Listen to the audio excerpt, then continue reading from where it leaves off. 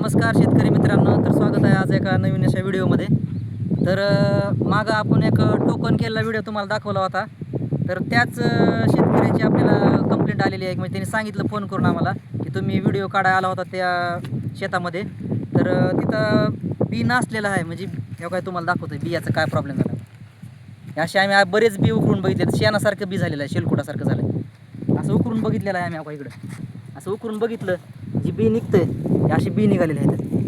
तर बियामध्ये पूर्ण असं मातीचं शेण झालं याला आम्ही मेन विशेष म्हणजे आम्ही ह्या बियाला शेतकऱ्यांना विचारलं आम्ही की बीज प्रक्रिया वगैरे केली होती का. तर हे बोलले की बीज प्रक्रिया वगैरे पूर्ण झालेली आहे. बीज प्रक्रिया करून सुद्धा हे असा परिणाम झालेला आहे मित्रांनो. हे बघू शकता तुम्ही. हे आम्ही बॅग आणली होती महागाची. हे आपले शेतकरी मित्र आहेत, त्यांना विचारतो मी. तर कधी आणलं होतं बी तुम्ही? ती आपण 1 तारखेला पेरणी झाली आपली 1 जुलैला. त्याच्या अगोदर 1-2-4 दिवसांनी आणलं. ही महाबीजचा आहे का? महाबीज आहे 612 नंबर. महाबीजचा काय 612 नंबरची बॅग आहे आपली. तर बरेच जण म्हणतात की बाबा घरचं बी पेरा, घरचं बी पेरा. मग आम्ही म्हणलं की घरचं बी पेरण्यापेक्षा हे बॅगमधलं जी बी असते ती उगवण क्षमता चांगली असते, म्हणून आम्ही ती बॅगचं बी घेण्याचा निर्णय घेतला आणि 612 नंबरची आम्ही बॅग आणली सोयाबीनची.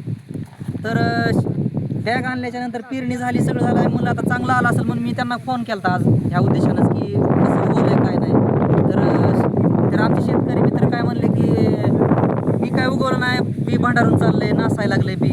मग आता डबल पेरण्यासाठी आता हे करायचं. अगोदरच निसर्गानं शेतकऱ्यावर भार दिला की 1 महिना पेरणी उशिरा गेलेली आहे. आपली सगळ्या शेतकऱ्यांची पेरणी उशिरा 1 महिना गेली. आणि आणखीन ह्या आर्थिक भार कसा सहन करा शेतकऱ्याने, ही मोठी समस्या आहे. दुकानदाराकडे गेला तर दुकानदार म्हणते की गावातल्या 100 लोकांनी नेले, त्यांची समस्या नाही, तुमचीच कशी काय समस्या. अशा प्रकारचं दुकानदारानं उडवाउडीचं उत्तर दिलेलं आहे.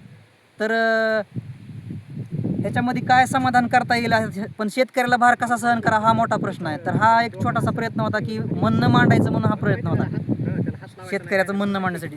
तर व्हिडिओ पाहिल्याबद्दल धन्यवाद.